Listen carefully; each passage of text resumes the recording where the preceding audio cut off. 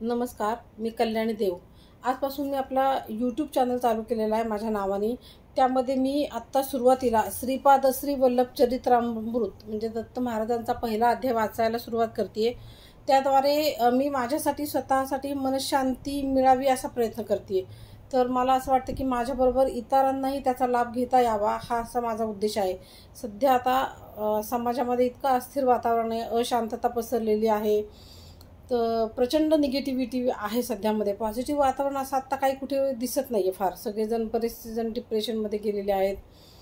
तर थोडंसं आता आपण आपली कर्तव्य करून एकीकडे परमार्थ पण जर चालू केला, परमार्थाचंही जरा थोडंसं वाचन केलं तर एक मनामध्ये पॉझिटिव्ह एनर्जी तयार होईल असं मला स्वतःला वाटतं। तर आत्ता हे जे मी वाचते तर ते तुम्ही अगदी जरी ऐकलं, तुम्हाला वेळ नाही आहे तर तुम्ही जेव्हा शांत एका जागी बसलेले असाल, कुठे प्रवास करत असाल किंवा रात्री झोपताना जरी नुसतं ऐकलं तरी तुम्हाला शांत झोप यायला मदत होईल आणि एक पॉझिटिव्ह एनर्जी अंगामध्ये निर्माण होईल, निगेटिव्ह विचार बाजूला पडतील। तर असा एक माझा उद्देश आहे। सध्या झालं आहे काय की फेसबुक काय इंस्टाग्राममुळे सारखे आपण रील्स बघत राहतो, वर रील्स बघत राहतो। आपला मेंदू कायम असा उत्तेजित अवस्थेत आहे, तो शांत राहत नाही आहे, शांत होत नाही असं मला वाटतं। त्यामुळे हे असं वाचन केल्याने आपल्या मेंदूला शांतता लाभेल असं एक मला वाटते। तर त्यासाठी मी स्वतः पहिला अध्याय वाचायला घेते, तर तो तुम्ही नक्की ऐका। अध्याय पहिला, श्री व्याघ्रेश्वर शर्मांचा वृत्तांत। श्री महागणपती, श्री महासरस्वती, श्रीकृष्ण भगवान, सर्व चराचरवासी, देवी देवता आणि सकल गुरु परंपरेच्या चरणी नतमस्तक होऊन मी त्या अनंत कोटी ब्रह्मांड नायक श्री दत्त प्रभूंच्या कलियुगातील श्रीपाद श्री वल्लभ स्वामींच्या अवतार लीलांचे वर्णन करण्याचा संकल्प केला आहे। अनसूया अत्रिनंदन भगवान श्री दत्तात्रेय यांनी आंध्र प्रदेशातील पिठिकापुरम या गावी श्रीपाद श्री वल्लभ या नावाने अवतार घेतला। त्यांच्या दिव्य चरित्राचे वर्णन यथायोग्य करणे अनेक पंडितांना विद्वानांना सुद्धा जमले नाही। ते करण्याचे मी धाडस करीत आहे, ते केवळ आपणासारख्या थोर विद्वान श्रोत्यांच्या आशीर्वादामुळेच। मी शंकर भट्ट, देशस्थ कर्नाटकी स्मार्त ब्राह्मण। माझा जन्म भारद्वाज गोत्रात झाला। मी श्रीकृष्ण दर्शनासाठी उडुपी तीर्थस्थानी गेलो असताना तेथील नयन मनोहारी मोर मुकुटधारी कृष्णाने मला मंत्रमुग्ध केले। त्याने मला कन्याकुमारीस जाऊन कन्यका परमेश्वरीचे दर्शन घेण्याची आज्ञा केली। त्याप्रमाणे मी कन्याकुमारीस जाऊन त्रिवेणी सागरात स्नान करून श्री कन्यका देवीचे दर्शन घेतले। मंदिरातील पुजारी मोठ्या भक्तिभावाने देवीची पूजा करीत होता। मी आणलेले लाल फूल त्याने मोठ्या श्रद्धेने देवीस अर्पण केले। देवी अंबा माझ्याकडे मोठ्या स्नेहपूर्ण नजरेने पाहत असल्याचे जाणवले। ती म्हणत होती, शंकरा, तुझ्या अंतरंगातील भक्तिभावावर मी प्रसन्न झाले आहे। तू कुरुपूर क्षेत्रात जा आणि श्रीपाद श्री वल्लभ स्वामींच्या दर्शनाने आपल्या जीवनाचे सार्थक कर। त्याच्या दर्शनाने मनाला, अंतरात्म्याला जो आनंदाचा अनुभव येतो तो अवर्णनीय असतो। अंबा मातेचा आशीर्वाद घेऊन मी प्रवास आरंभ केला आणि थोड्या अंतरावर असलेल्या मरुत्वमलई या गावी येऊन पोहोचलो। लंकेतील राम रावण संग्रामात लक्ष्मणास इंद्रजिताची शक्ती लागून तो अचेतन अवस्थेत असताना श्री हनुमंताने संजीवनी बुटीसाठी द्रोणागिरी पर्वत उचलून आणला होता। लक्ष्मण संजीवनी बुटीने सजीव झाल्यावर हनुमंत तो पर्वत स्वस्थानी घेऊन जात असताना त्याचा एक मोठा तुकडा येथे पडला। त्याचेच नाव मरुत्वमलई असे पडले। हे स्थान अत्यंत रम्य आहे। तेथे अनेक गुहा असून त्यात सिद्ध पुरुष गुप्त रूपाने तपश्चर्या करीत असतात। मी साऱ्या गुहेचे दर्शन घेण्यास आरंभ केला। एका गुहेच्या आत गेलो आणि आत एक वाघ शांत बसलेला दिसला। त्याला पाहताच माझ्या अंगात कापरे भरले आणि घाबरून मी एकदम श्रीपाद श्री वल्लभा असे जोराने ओरडलो। त्या निर्जन अरण्यात माझ्या आरोळीचा प्रतिध्वनी इतक्याच मोठ्या आवाजात ऐकू आला। त्या आवाजाने त्या गुहेतून एक वृद्ध तपस्वी बाहेर आले आणि म्हणाले, बाबा रे, तू धन्य आहेस। या अरण्यात श्रीपाद श्री वल्लभ या नावाने प्रतिध्वनी आला। श्री दत्त प्रभूंनी कलियुगात श्रीपाद श्री वल्लभ या नावाने अवतार घेतल्याचे योगी ज्ञानी परमहंस लोकांनाच माहिती आहे। तू भाग्यवान असल्याने या पुण्यस्थळी आलास। तुझ्या सर्व मनोकामना पूर्ण होतील। तुला श्रीपाद श्री वल्लभांच्या दर्शनाचा लाभ होईल। या गुहेच्या दारावर बसलेला वाघ एक ज्ञानी महात्मा आहे, त्याला नमस्कार कर। मी अत्यंत नम्र भावाने त्या वाघास नमस्कार केला। त्या वाघाने लगेच ओंकाराचा उच्चार केला। त्या आवाजाने सारा मरुत्व मलई पर्वत दुमदुमला. नंतर त्या व्याघ्राने श्रीपाद श्रीराजम शरणम प्रपद्ये असे सुस्वरात प्रभूंना आळविले. याच वेळी एक चमत्कार झाला. त्या वाघाच्या ठिकाणी एक दिव्य कांतिमान पुरुष प्रकट झाला. त्याने त्या वृद्ध तपस्व्यास साष्टांग प्रणिपात केला आणि क्षणार्धात आकाश मार्गाने निघून गेला. त्या वृद्ध तपस्व्याने मला त्यांच्या गुहेत मोठ्या आग्रहाने नेले. गुहेत गेल्यावर त्यांनी केवळ संकल्पाने अग्नी प्रज्वलित केला. त्यात आहुती देण्यासाठी लागणारे पवित्र साहित्य, मधुर फळे यांची निर्मिती केली. वैदिक मंत्रोच्चारासह या पदार्थांची अग्नीत आहुती दिली. ते वृद्ध तपस्वी सांगू लागले, या कलियुगात यज्ञ, याग, सत्कर्मे सारे लुप्त झाले आहेत. पंचभूतात्मक सृष्टीतून सर्व लाभ करून घ्यायचा, परंतु त्या दैवतांचे मात्र विस्मरण करायचे असा मानवाचा धर्म झाला आहे. दैवांची प्रीती प्राप्त करण्यासाठी यज्ञ करावेत व त्यांना संतुष्ट करावे.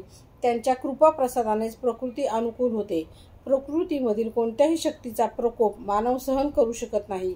प्रकृतीमधील शक्तींची मानवाने यथायोग्य मार्गाने शांती करावी, अन्यथा अनेक संकटे उद्भवतात. मानवाने धर्माचरण न केल्यास प्रकृती शक्ती त्याची शिक्षा यथाकाली देते. लोकहितासाठी मी हा यज्ञ केला आहे. या यज्ञाचे फलस्वरूप म्हणून तुला श्रीपाद श्रीवल्लभ स्वामींचे दर्शन होईल. जन्मजन्मांतरीचे पुण्य फळास आले म्हणजे असे लाभ घडतात. त्या वृद्ध तपस्व्याच्या मुखातून वाहणाऱ्या या पवित्र वाकगंगा प्रभावाने मी अगदी भारावून गेलो आणि अत्यंत नम्रतेने त्यांना साष्टांग दंडवत घातले. मी त्या तपस्व्याच्या चरणी प्रार्थना केली, हे ऋषीवर, मी पंडित नाही, योगी नाही, साधक नाही. मी एक अल्पज्ञ आहे. माझ्या मनातील संदेहाची निवृत्ती करून आपण आपला वरद हस्त माझ्या मस्तकी ठेवावा. त्या महापुरुषाने माझ्या शंकेचे समाधान करण्याचा मनोदय दर्शविला. मी म्हटले, हे सिद्ध मुनिवर्या, मी कन्यका देवीचे दर्शन घेताना देवीने सांगितले होते की कुरवपुरी जाऊन श्रीपाद श्री वल्लभ स्वामींचे दर्शन घ्यावे. मी तेथे जाण्यासाठी निघालो असताना मार्गात आपले व व्याघ्ररूपी महात्म्याचे दर्शन झाले. ते कोण होते, तसे दत्तप्रभू म्हणजे कोण, याविषयी कृपया विस्तारपूर्वक सांगावे. तेव्हा त्या वृद्ध तपस्व्याने सांगण्यास सुरुवात केली. या आंध्र प्रांतातील गोदावरी मंडळातील अत्री मुनींची तपोभूमी अशा नावाने प्रसिद्ध असलेल्या आत्रेयपूर ग्रामात एक काश्यप गोत्रीय ब्राह्मण कुटुंब वास्तव्य करीत होते. त्यांना परमेश्वराच्या कृपा प्रसादाने एका पुत्राचा लाभ झाला. ब्राह्मण अत्यंत विद्वान, आचार संपन्न होता, परंतु पुत्र मात्र मतिमंद होता. आई वडिलांनी त्याचे नाव व्याघ्रेश्वर असे ठेवले. व्याघ्रेश्वर मोठा होऊ लागला, परंतु त्याच्या बुद्धीची वाढ मात्र होत नव्हती. पित्याने त्यास शिकविण्याचे खूप प्रयत्न केले, परंतु त्यास संपूर्ण संध्यावंदन सुद्धा करता येत नसे. एवढ्या विद्वान ब्राह्मणाचा पुत्र असा अज्ञानी, अशी गावातील लोकांची सारखी टोचणी त्याला अत्यंत दुःखदायक वाटे. एका ब्राह्मण मुहूर्तावर त्यास स्वप्न पडले. त्यात त्याला एक दिव्य बालकाचे दर्शन झाले. हे बालक आकाशातून खाली येत होते. त्याचे चरणकमल भूमीस लागताच भूमी सुद्धा दिव्य कांतिमान झाली. तो बालक हळूहळू पावले टाकीत व्याघ्रेश्वराकडे आला आणि म्हणाला, मी असताना तुला भय कशाचे? या ग्रामाचे व माझे ऋणानुबंध आहेत. तू हिमालयातील बद्रिकारण्यात जा, तेथे तुझे सारे शुभ होईल. एवढे सांगून तो बालक अंतर्धान पावला. त्या दिव्य बालकाच्या संदेशानुसार व्याघ्रेश्वर शर्मा हिमालयातील बद्रिकारण्यात जाण्यास निघाला. मार्गात त्यास अन्न पाण्याची काहीच अडचण पडली नाही. श्रीदत्त कृपेने त्याला वेळेवर अन्न पाणी मिळे. मार्गात एक कुत्रा भेटला व तो त्याच्याबरोबर बद्रीवनापर्यंत सोबत होता. या प्रवासात त्यांनी उर्वशी कुंडात स्नान केले. याच वेळी एक महात्मा आपल्या शिष्य समुदायासह उर्वशी कुंडात स्नानासाठी आले. व्याघ्रेश्वराने त्या गुरुवर्यांना साष्टांग नमस्कार केला आणि माझे शिष्यत्व स्वीकारावे अशी नम्र प्रार्थना केली. त्या महान गुरुवर्याने शिष्य करून घेण्याचे मान्य केले आणि आश्चर्य असे की तात्काळ बरोबर आलेले ते कुत्रे अंतर्धान पावले. त्यावेळी ते महात्मा म्हणाले, हे व्याघ्रेश्वरा, तुझ्याबरोबर आलेला तो श्वान तुझ्या पूर्वजन्मातील केलेल्या पुण्याचे द्योतक होते. त्याने तुला आमच्या स्वाधीन करून ते अंतर्धान पावले.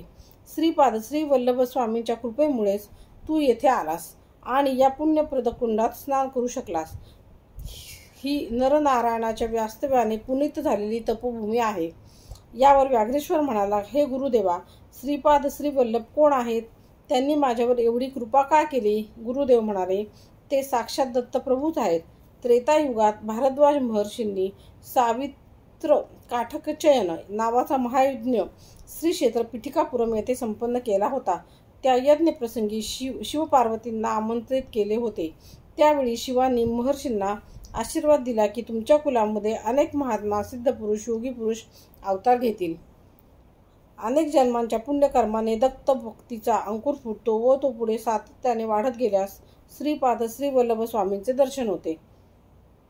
त्यांच्या चरण स्पर्शाने संभाषणाचे भाग्य लाभते. हे व्याघ्रेश्वरा, तुझ्यावर स्वामींची कृपा झाली आहे. मी आता तुझ्या गुरुदेवांच्या दर्शनास जात आहे. पुढे 1 वर्षांनी येईन. पुन्हा 1 वर्षांनी येईन. तुम्ही तुमच्या गुहेत आत्मज्ञान प्राप्तीसाठी तपश्चर्या करावी. असे सांगून ते महान गुरुदेव द्रोणागिरी पर्वताकडे गेले. व्याघ्रेश्वर गुहेत ध्यान करू लागला, परंतु त्याचे सारे ध्यान व्याघ्ररूपाकडेच असे. याचा असा परिणाम झाला की त्याला इच्छित असलेले व्याघाचे रूपच प्राप्त झाले. 1 वर्षाचा काळ लोटला. गुरुदेव यात्रा करून परत आले. त्यांनी सर्व गुहा बघितल्या. प्रत्येक शिष्याच्या 1 वर्षात झालेल्या प्रगतीचा ते आढावा घेत होते. एका गुहेच्या आत गेले. तेथे त्यांना एक वाघ ध्यानस्थ बसलेला दिसला. त्यांना अत्यंत आश्चर्य वाटले. त्यांनी अंतर्ज्ञानाने ओळखले की तो वाघ दुसरा तिसरा कोणी नसून व्याघ्रेश्वरच आहेत. व्याघ्र रूपाचे सतत ध्यान केल्याने त्याला व्याघ्र रूपच प्राप्त झाले हे त्यांनी जाणले. त्यांनी त्याला आशीर्वाद देऊन ओंकाराचा मंत्र शिकविला व श्रीपाद राजम शरणम प्रपद्ये हा मंत्र जपण्यास सांगितला. गुरु आज्ञेनुसार व्याघ्रेश्वर त्या रूपातच मंत्राचा जप करू लागला. वाघाच्या रूपातच त्याने कुरवपूरला प्रयाण केले. यथाकाळी तो कुरवपूर गावाजवळ येऊन पोहोचला. मध्ये कृष्णा नदी वाहत होती. तो अलीकडील तीरावर बसून श्रीपाद राजम शरणम प्रपद्ये या मंत्राचा जप करू लागला. श्रीपाद श्रीवल्लभ कुरवपूर ग्रामात आपल्या शिष्यांसह बसले होते. ते एकदम उठले आणि माझा परमभक्त मला हाक मारतो आहे असे म्हणून नदीच्या पहिल्या तीरास येण्यास निघाले. ते पाण्यातून चालताना त्या ठिकाणी एक एक कमळाचे फूल उमलत होते व ती फुले फारच सुंदर दिसत होती. स्वामी पहिल्या तीरावर पोहोचल्यावर व्याघ्रेश्वराने त्यांच्या दिव्य चरणांवर आपले मस्तक ठेवून अत्यंत भक्तिभावाने नमस्कार केला. स्वामींनी अत्यंत आनंदाने त्या वाघाचे मस्तक कुरवाळले व त्यावर स्वार होऊन पाण्यातून ते कुरवपूरला पोहोचले. वाघावर बसून आलेले बघून सर्वांना आश्चर्य वाटले. ते वाघावरून उतरताच त्या वाघाच्या शरीरातून एक दिव्य पुरुष बाहेर आला. त्याने आपल्या देहाचे व्याघ्रीजन वाघाचे कातडे स्वामींनी आसन म्हणून स्वीकार करावा अशी विनंती केली. तो श्रींच्या चरणी अत्यंत भक्तिभावाने नतमस्तक झाला. त्याचे अष्टभाव जागृत होऊन प्रेमभावाने त्याने स्वामींच्या चरणांवर आपल्या नेत्रातील अश्रूंनी अभिषेक केला. मोठ्या प्रेमभराने स्वामींनी त्याला उठवले आणि म्हणाले, हे व्याघ्रेश्वरा, तू एका जन्मात अत्यंत बलशाली असा मल्ल होतास. तेव्हा तू वाघांशी युद्ध करून त्यांना अतिक्रूरतेने भागवित होतास. त्यांना वेळेवर अन्न पाणी सुद्धा देत नव्हतास. त्यांना साखळीने बांधून लोकांच्या प्रदर्शनासाठी ठेवित होतास. या दुष्कर्मामुळे तुला अनेक नीच जीवजंतूंच्या योनीत जन्म घ्यावा लागला असता, परंतु माझ्या अनुग्रहाने ते सारे दुष्कर्म हरण झाले आहेत. तू दीर्घकाळ व्याघ्र रूपात राहिल्यामुळे तुझ्या इच्छेनुसार वाघाचे रूप धारण करता येईल व सोडताही येईल. हिमालयात कित्येक वर्षापासून माझी तपश्चर्या करणाऱ्या महान सिद्धांचे तुला दर्शन होईल आणि आशीर्वादही मिळतील. योग मार्गात तू अत्यंत प्रज्ञावंत होशील असा स्वामींनी आशीर्वाद दिला. स्वामी पुढे म्हणाले की तू हिमालयात एक वाघ अत्यंत शांत असलेला पाहिला होतास ना, तो एक महात्मा आहे. तपश्चर्या करणाऱ्या संत पुरुषांना सामान्य लोक व इतर वन्य प्राण्यांपासून त्रास होऊ नये म्हणून त्याने ते व्याघ्र रूप धारण केले होते व तो त्याचे संरक्षण करीत होता. गुहेतील तपश्चर्या करणाऱ्या संतांचे परस्पर वर्तमान कळविण्याचे काम सुद्धा तो वाघ मोठ्या आनंदाने करीत असे. ही सगळी दत्तप्रभूंची लीलाच. श्रीपाद श्रीवल्लभांचा जय जयकार असो. अध्याय पहिला समाप्त. मी आत्ता पहिला अध्याय वाचला तेव्हा त्यात जर काही चुका झाल्या असतील तर मला मोठ्या मनाने माफ करा. जर माझ्या वाचनात काही सुधारणा तुम्हाला हवी असेल तर तेही मला आवर्जून कमेंट्समध्ये सांगा. आपला शेअर करा, चॅनलला सबस्क्राईब करा, लाईक करा आणि अनेक लोकांपर्यंत पोहोचवा, जेणेकरून ह्या वाचनाचा हे जे मी वाचते ते ऐकण्याचा लाभ अनेक लोकांपर्यंत त्यांना त्याचा लाभ घेता येईल. धन्यवाद.